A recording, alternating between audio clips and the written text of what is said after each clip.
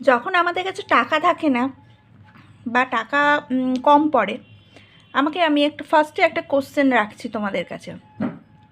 যখন আমাদের কাছে টাকা হতেই পারে, সব ঘরে কিন্তু একটা টাইমে একটু প্রবলেম হয় টাকার, তখন কি কেউ তোমাদের কাছে এসে 5,000 10,000 দিয়ে যায়? দেয় না। সে দেবেই না। হ্যাঁ দেবে, ধারে দেবে, সে মন খুলে দেবে না। আর দিলেও কিন্তু একটা কিন্তু তার মধ্যেও থাকবে, আর যে নেবে তার মধ্যেও কিন্তু একটা কিন্তু থাকবে, তাকে আমাকে টাইমে দিতে হবে। তো এই টেনশনের জায়গা থেকে যদি না রাখি, তাহলে কিন্তু আমরা একটা সুন্দর সংসার, সুন্দর পরিবার, আমরা শুনেছি সুন্দর সংসারও কিন্তু আমরা করতে পারি। যদি মাসে বাজার আর খাওয়া খরচের হিসাবটা যদি আমরা মধ্যবিত্ত পরিবারদের জন্য যদি ঠিকঠাকভাবে চালিয়ে নিতে পারি, তাহলে মানি সেভ অবধারিত হবে। কীভাবে? চলো তো। তোমরা কেউ তোমাদের সংসারে 20,000, 10,000, 5,000 টাকা তো রাখো। এবার সেই টাকাটা কিভাবে গুছিয়ে করবে সেটাই দেখো, মানে সেই টাকাটাই রাখবে কিন্তু গুছিয়ে করবে। চলো দেখা যাক। আজকে তোমাদের দিচ্ছি, ফার্স্ট হচ্ছে চাল। চাল আমরা 50 টাকার কিলো, 20 কেজি। ঠিক আছে, এটা মধ্যবিত্ত ঘরে। একটু উচ্চ মধ্যবিত্ত ঘরে তারা 65 থেকে 60-70-র মধ্যে চাল খায়। ডাল 100 টাকা কিলো। যারা আরেকটু উচ্চ মধ্যবিত্ত তারা 120। তো এইটা এমন কিপটামিও না কিছু না, আমার সংসারের জন্য আমাকে বুঝে চলতে হবে। বুঝে চলা, ধার করা আর হচ্ছে লোককে দেখিয়ে সংসার চালানোর মধ্যে আকাশ পাতাল তিনটে তফাৎ থাকে। আমি কাউকে দেখিয়ে করব না, কারণ কি, আমি যদি বুঝে চালাতে পারি তাহলে আমার সেই জিনিসটা থাকবে চিরকাল। নুন 28 টাকা 1 কেজি, তেল 135 টাকা করে 2 কেজি, 270 টাকা, হলুদ হচ্ছে 100 গ্রাম 22 টাকা, লঙ্কার গুঁড়ো 100 গ্রাম 20 টাকা, জিরের গুঁড়ো 45 টাকা, আটা 40 টাকা করে 5 কেজি 200 টাকা, আর হচ্ছে ময়দা 40 টাকা করে 1 কেজি ময়দা, সাবান হচ্ছে 25 টাকা করে, তিনটের দাম হচ্ছে 75 টাকা, তেল হচ্ছে 20 টাকা, 10 টাকা করে দুটো তুলে রাখবে, কি 20 টাকারই একটা বোতল তুলবে। 20 টাকার তো হয় না, মনে হয় 15 টাকা, ঠিক আছে আমি জানি না। তো আমি তো ওই তেল ইউজ করি না, তো সেই ক্ষেত্রে 20 টাকার হচ্ছে তেল, মানে ছোট তেল আমরা নিতেই পারি। সার্ফ হচ্ছে 10 টাকা করে, 4টে 40 টাকা, চিনি হচ্ছে 48 টাকা করে, দুটো হচ্ছে 96, মানে 48 টাকা করে 2 কেজি, চা পাতা হচ্ছে 30 টাকা করে, 200 গ্রাম চা পাতার দাম হচ্ছে 60 টাকা। তাহলে টোটাল হচ্ছে কিন্তু আমার বাজেটে এলো 1996 টাকা। এটা হচ্ছে আমার মাসকাবারির একটা টোটাল বাজেট আমি দিলাম তোমাদেরকে। এবার চলো এখানে খাওয়া খরচ। তো খাওয়া খরচটা প্রথমত বলে রাখি, সংসারে খেতে দুটো জিনিস খুব ইম্পর্ট্যান্ট, একটা হচ্ছে খাওয়া খরচ আর একটা হচ্ছে প্লাস মাসকাবারি বাজার। কারণটা কি বলছি, মাসকাবারি বাজার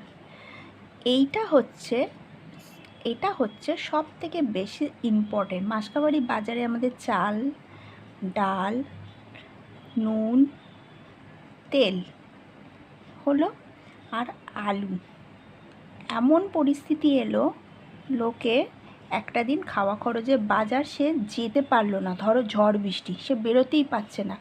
ঘরে যদি মাসকাবারি 30 দিনের বাজারটা তোলা থাকে, চাল, ডাল, নুন, তেল, আলু, তাহলে তুমি সেটা সিদ্ধ ভাত করেও কিন্তু তোমার সারাদিনের পেট চলে যাবে। এটা কোনো কিপটামি না, এটা একটা লক্ষ্মীশ্রী।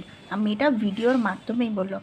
প্রতিটা ঘরের মেয়ে, প্রতিটা ঘরের বউ যদি এই জিনিসটা বুঝতে পারে, প্রতিটা ঘরের ছেলেরাও যদি, লোকেরাও যদি, আমি জানি আমার এই ভিডিওটা দেখে কেউ না কেউ একজন কমেন্ট করে, আর সেও করবে, আমি তাকেও বলছি যে কোনো কিপটামির জিনিস না, এটা একটা সাংসারিক পরিস্থিতি। সেই সাংসারিক পরিস্থিতিটা প্রতিটা ঘরের লোককে ফেস করতে হয়।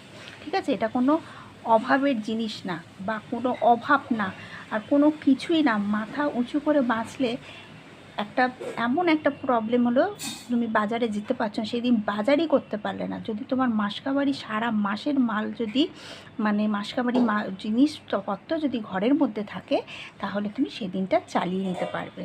এবার চলো খাওয়া খরচ। সোমবার হচ্ছে 200 টাকা, মাছ মাংস ডিম তুমি যেটাই খাবে না কেন 50 টাকার মধ্যে সকালের আর হচ্ছে সন্ধ্যের টিফিন। মঙ্গলবার হচ্ছে 100 টাকা বাজার, 30 টাকার টিফিন। বুধবার হচ্ছে 150 টাকার মধ্যে বাজার, 20 টাকার টিফিন। বৃহস্পতিবার হচ্ছে 180 টাকার মধ্যে বাজার, মানে কাঁচা বাজার, 20 টাকার টিফিন। শুক্রবার হচ্ছে 190 টাকার মধ্যে বাজার, তাতে কিন্তু মাছ থাকবে, মাংস থাকবে, ডিম থাকবে, যেই থাকবে এই কটা বাজার, যেটা মেন 200, 150, 90, 80, 50, 100, 200 এর মধ্যে কিন্তু মাছ মাংস ডিম যে যেটা খাবে সে সেটা কিনবে।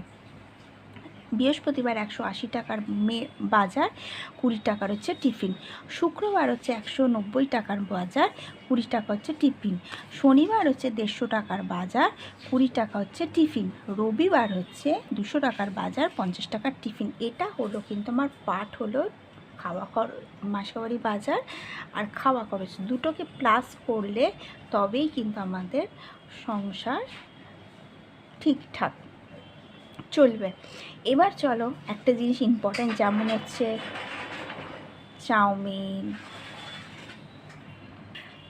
চাউমিন, এগরোল, তারপর হচ্ছে ধরো আরও যেসব ফাস্টফুড আছে সেগুলো যদি আমরা বাইরে থেকে না কিনে মাসকাবারি বাজারে যদি চাউমিন 20 টাকার কিনে রাখি প্যাকেট, কি 30 টাকার প্যাকেট কিনে রাখি, এগরোলের জন্য হচ্ছে ময়দা কিনে রাখি, তাহলে কিন্তু আমাদের কিছুটা সেফ হবে।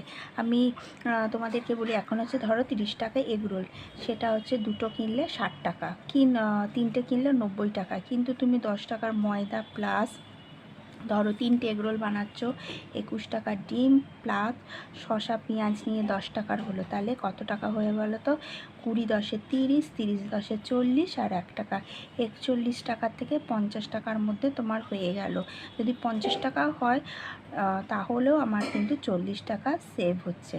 বুঝতে পারছে? সংসারে হচ্ছে এইভাবেই কিন্তু গুছিয়ে গুছিয়ে করতে হবে। হ্যাঁ, চাউমিন এগরোল খাবো না কেন, আমরা খাই না, কালকেই তো খেয়েছি, খাবো, কিন্তু ম্যাক্সিমামটা বলছি যতটা যারা বাইরের খরচ করো, বাইরে খরচ থেকে ঘরে বরঞ্চ খরচ করো, সেই জিনিসটা কিন্তু সেভ করা থাকবে। মানি সেভ মানেই কি, কেউ কি মাসকাবারি আর খাওয়া খরচ থেকে কেউ একটা জায়গা কিনবে কি বাড়ি করবে, তা না।